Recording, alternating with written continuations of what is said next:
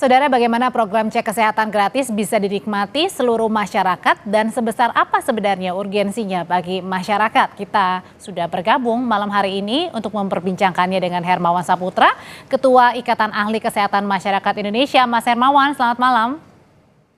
Selamat malam Kompas TV, sehat dan bahagia selalu buat semua ya. Iya, amin. Allah. Mas Hendrawan, apa sih respon pertama dari YAKMI ini terkait dengan medical check up yang digratiskan nih buat masyarakat kita? Ini secara filosofis cukup bagus karena berkaitan dengan orientasi kesehatan masyarakat itu sendiri. Kalau kita lihat paling tidak filosofi ini bergerak pada tiga tujuan utama. Tujuan pertama adalah menyangkut health protection. Itu dengan didapatkannya data kesehatan dasar itu bisa dilakukan mitigasi resiko. Orang yang tadinya punya resiko bisa dicegah untuk tidak jatuh sakit. Jadi disinilah fungsi tujuan health protection.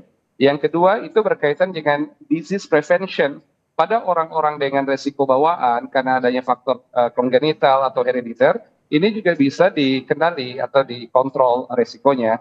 Maka pencegahan penyakit akan membuat masyarakat kita masuk pada filosofi yang ketiga, yaitu improve quality of life dan menyangkut increasing productivity atau peningkatan produktivitas, termasuk nanti kaitannya dengan ekonomi pembangunan nasional. Secara filosofi, screening kesehatan dasar ini memberikan tujuan agar kita mendapatkan fakta paling tidak terhadap 60 juta bangsa Indonesia dengan segmentasi usia, karena pendekatan ini kan Mbak, pendekatan yang sifatnya life cycle approach atau pendekatan siklus hidup berdasarkan segmen usia mulai dari bayi, balita, anak, remaja, sampai lansia dewasa, ya Mas Hermawan. Oke, kalau sebenarnya medical check up gratis ini sudah pernah juga nggak sih ada di luar negeri misalnya, sehingga itu menjadi rujukan kita?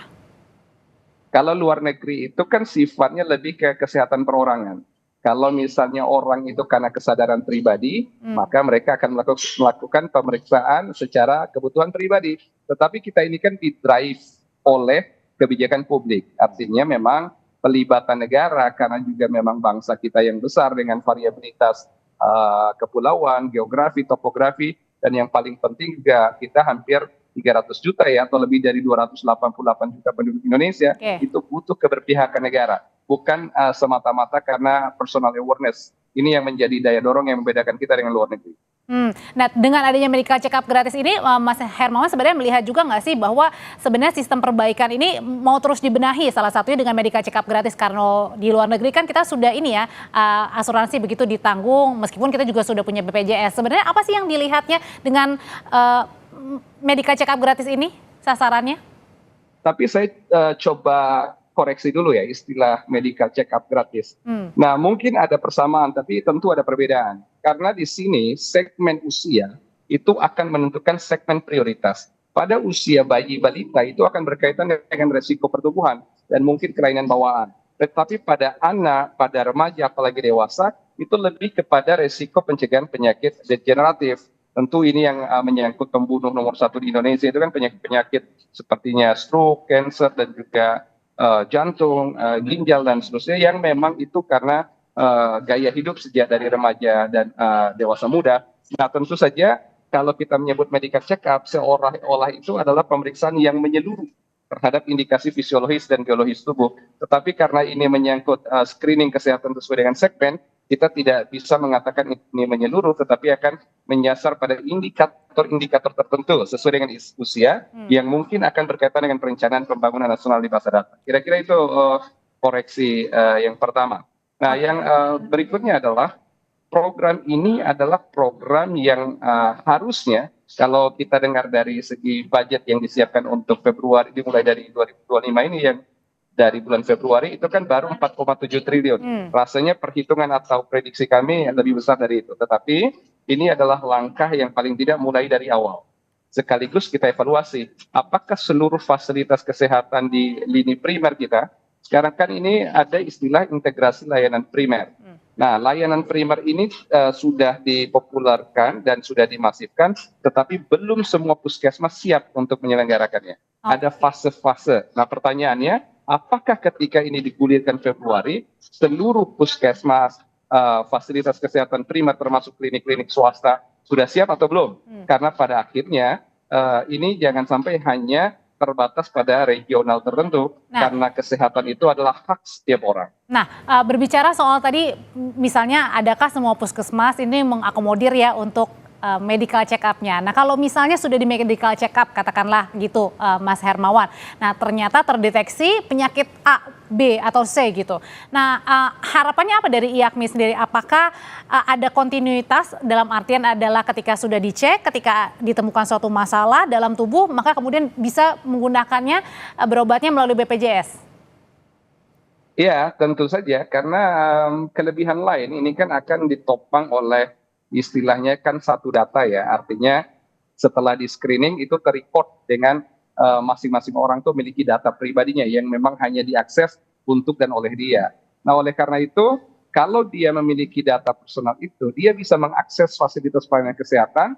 Kalau dia punya resiko, maka resikonya ini dikendalikan. Kalau dia sudah jatuh sakit, maka dia di treatment dan dirawat supaya masa datang itu akan menjadi masa depan yang lebih baik. Kita ambil contoh pada usia anak-anak ya, terutama anak-anak remaja usia sekolah sekitar 12 sampai 15 tahun. Kalau screening terkait dengan kekurangan zat besi, kemudian anemia, kalau memang ada indikasi anemia, maka dia harus diberikan tablet tambah darah. Dan kalau tidak, maka nanti dia menikah di usia reproduksinya akan berpotensi melahirkan anak karena dia anemia dengan resiko anak bisa stunting dan seterusnya. Maka itu hal yang tidak diinginkan. Ketika dia akhirnya ditemukan dia beresiko anemia, maka diberikan intervensi supaya suatu waktu dia nanti menikah atau bahkan memiliki anak, maka anak sampai keturunan berikutnya dalam keadaan sehat, tumbuh dengan baik dan ceria. Nah, itu contoh casesnya. Nah, tapi kalau Anda melihat sendiri dari program yang digulirkan sama pemerintah, apakah ini pemerintah melihat karena memang kegentingan akan kesehatan Indonesia, makanya ada program untuk medical check up gratis? Ini sebenarnya bukan hal yang baru-baru amat ya. Sebenarnya di puskesmas itu pemeriksaan kesehatan dasar itu sudah dilakukan. Bahkan sudah lama lah ya. Cuman ini kan menjadi kampanye yang dikuatkan oleh presiden kita yang baru ya, Pak Prabowo Subianto dan Pak Gibran Rakabuming Raka. Tujuannya memang agar memiliki data dasar. Dengan demikian nanti kan kita tidak hanya program berkaitan dengan kesehatan gratis ya. Ada kampanye makan bergizi gitu ya, ada pencegahan pengendalian penyakit terutama tuberkulosis, dan ada upaya peningkatan kapasitas layanan kesehatan terutama FKTP. Nah, semua ini berkaitan. Jadi kalau misalnya semua orang dengan segmen atau target populationnya itu betul-betul mendapatkan data tentang kondisinya saat ini, maka semua program itu akan lebih precise, mengarah efektif, efisien. Sehingga masa depan terutama kaitannya dengan Indonesia Emas tahun 2045, kita itu lebih mudah mewujudkannya. Dikala nanti 2045 satu abad Indonesia, negara kita ingin menjadi negara yang mandiri, makmur, maju, dan tentu saja produktif karena dalam keadaan sehat. Nah, ini mungkin filosofi yang menjadi karena jangan sampai hanya di screening saja ya pada saat ulang tahun sudah medical check up, terus kita juga jadi bingung kan, nextnya apa gitu, terus bantuannya apa ya gitu. Betul, itu yang kita harus antisipasi. Jangan sampai ini seperti jualan program yang karena orang ulang tahun merasa diberi keuntungan atau bonus, tetapi tidak bernilai apa-apa. Nah, itu tidak kita inginkan. Tetapi bahwa itu adalah menjadi momentum pengingat ketika orang bertambah usia, maka dia wajib juga mengetahui resiko dari pertambahan usia itu. Nah, ini yang harus diedukasi secara berkelanjutan. Tapi juga ada satu isu lagi nanti yang menarik. Data yang ada itu harus tersecure atau terproteksi dengan baik. Kalau ini bocor di ruang publik, tentu ini berkaitan dengan etika demografi yang pada akhirnya bisa menjadi bumerang. Nah, kuncinya adalah proteksi data karena menyangkut data kesehatan ini sangat-sangat konfidensial. Itu juga perlu dikritisi berarti ya untuk perlindungan datanya ya. Karena kan tadi juga melalui satu aplikasi, kemudian juga sudah ada artinya riwayat kita di dalam aplikasi itu ya ketika melakukan medical check up itu ya Mas Hermawan ya? Iya, tentu saja karena kita belajar dari banyak pengalaman berbangsa kita ya, data itu gampang sekali bocor ya di muka publik, dan kesehatan itu adalah data yang sangat sensitif, banyak bisa disalahgunakan. Maka itu ini harus ada perlindungan ekstra dari segi data. Dan juga metode pengambilan data itu tentu saja. Maka itulah yang kita sebut harus ada fase penyiapan yang luar biasa dari seluruh vaskes yang akan melakukan ini. Tentu saja ini ada di puskesmas ya atau fasilitas kesehatan primer kita. Ya, terakhir Mas Hermawan, kalau pemerintah sudah menyiapkan dana kurang lebih sekitar 4,7 T ya untuk awal, singkat saja, adakah rekomendasi untuk prioritas misalnya lansia yang duluan atau anak-anak balita? Yang lebih mudah diintervensi itu kalau dilakukan pada segmen balita, artinya termasuk bayi ya, karena bayi nanti erat kaitannya dengan resiko stunting dan tumbuh kembang, kelainan hormonal juga, atau yang kita sebut dengan hipotiroid kongenital misalnya ya.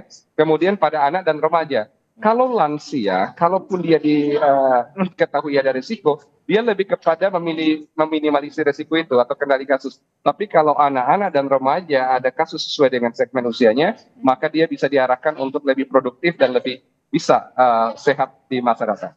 Mas Hermawan Saputra, terima kasih untuk ulasannya mengenai medical check-up gratis, program baru dari pemerintah Prabowo. Terima kasih Mas Hermawan. Terima kasih.